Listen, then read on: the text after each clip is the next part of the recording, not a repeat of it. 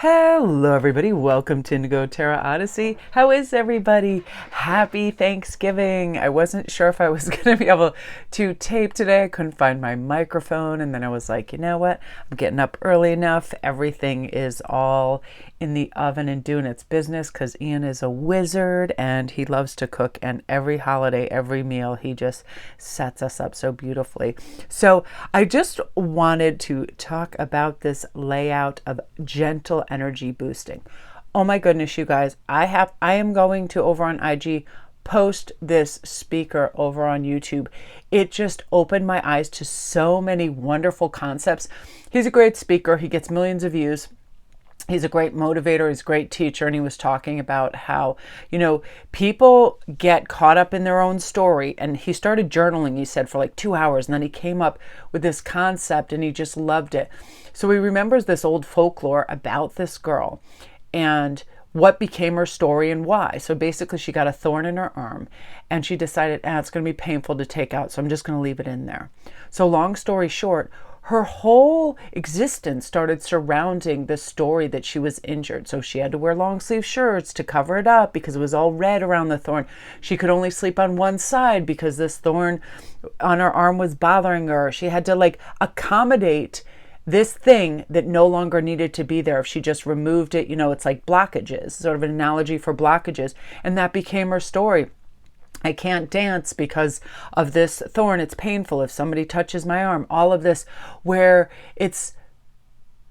the solution is just in bold neon letters right in front of you. Remove that person, remove that job, remove that energy, remove that whatever it is, that idea of yourself, because we get these stories that are created about ourselves in youth, whatever. Our coach telling us, wow, you're a fabulous ball player, or oh my gosh, you're crappy, don't ever try it. And then people don't attempt things anymore. And he was talking about how, after he graduated, he wanted to become a speaker over on YouTube and motivate people. And he heard one person say, oh, if you're in your 20s, don't you dare try to tell anybody else how to live or what to do and all this stuff. And he said he stopped speaking on YouTube, or it deterred him for quite some time because of that. So don't let anybody's voice become your voice. Don't get that pack mentality. Don't seek outside validation. Don't believe that story. Don't let that thorn stay in. Don't let it stay in. If it was a parent, a brother, a teacher, somebody that told you, try to tell you about you, pull that thorn out. Then dance and go sleeveless and do all the things you're meant to do. And I just love that. And that was like this Ace of Wands moment to me. I remember being told, I think it was probably right before my freshman year, oh, you can't try out for gymnastics. You're way too tall. You're almost 6 feet. What are you, crazy? Nobody is going to be doing this. And I was awesome. I was awesome at 2 things. The other 2, no way in hell. But I was great at balance beam and vault. And I had so much fun. And I love the camaraderie and I love the sportsmanship. And I was able to do it because I dedicated. I realized I don't have, that freaking that little catapult vibe of a lot of floor people, or the strength to wield my body all around on uneven bars. Of course, I can't do stuff like that very well, but I can vault like Hercules, and I have really great balance. So I had fun. I was Tinkerbelling it up there. We actually came in 5th in states, and I remember being watching people do stuff and just being I'm so happy I'm here. I get to watch this. I get to participate. Sometimes I get to get the lowest score. Sometimes I score really well. Just stuff like that. So this gentle energy booster, going with Ace of Wands, is saying, listen, let's get things that amplify our energy for us, right? That improve our immune system. That's our outlook and our lens on life and our perception of ourselves in this world, in our family, in our friendship groups.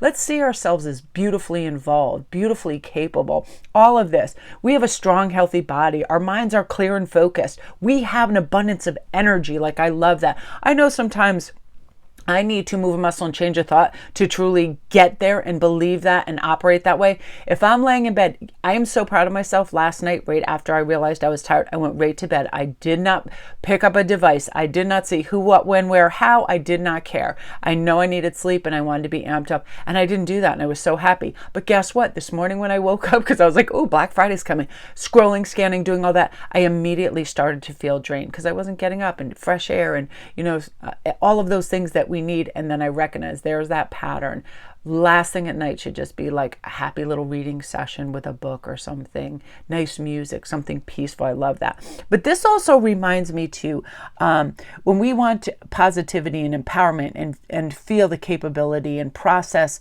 any sorrow or grief and clear all that and get rid of negative energy patterns, sometimes we really need this, as I just whack it. We need this, like, move a muscle, change a thought. We need that zap. Ask the universe, say, universe, please motivate me in the direction that's going to help me, that's going to fill my soul, that's going to take that thorn out, that's going to help me purposely move forward. And I will accept and approve of myself, and I'll feel like I'm surrounded by love and prosperity.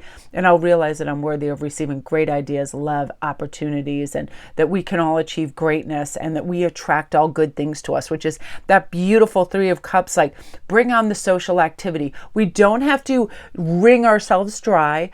I find the best, and I posted this, I find like one of the ways to really help ourselves in social situations is to talk a little bit less and listen more. We can really save and conserve energy if we just become good listeners and we don't think we have to be the one that's entertaining, right? And how to stay grounded too is exercise a little bit before your engagement or go out into fresh air.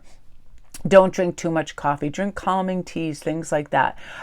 Envision of being peaceful and flowing in this environment. Don't take anything personal. People are simply just mirroring themselves and talking and all of that. And remember to tell yourself, you're safe.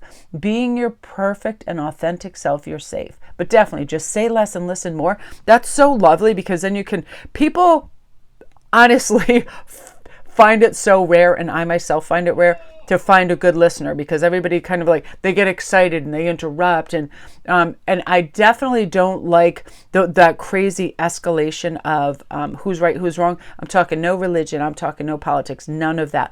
I don't have to assert my opinion. Everybody has an opinion. So if people are like, I like this and I don't like that, this person, that person, whatever, I just listen and drink it all in, and oh, that's interesting. It's like, I definitely don't have to share my opinions on that, because sometimes it becomes this crazy combative atmosphere for who gets to speak next. And competitive speaking is not fun, because then there's zero listening. So just listen. It's so relaxing. Sip your tea and be like, You'll get so much information. It's relaxing because you don't feel like you have to be performative in any regard. And it's just the best. So I feel like you're going to have great social energy, feel warm, feel really good.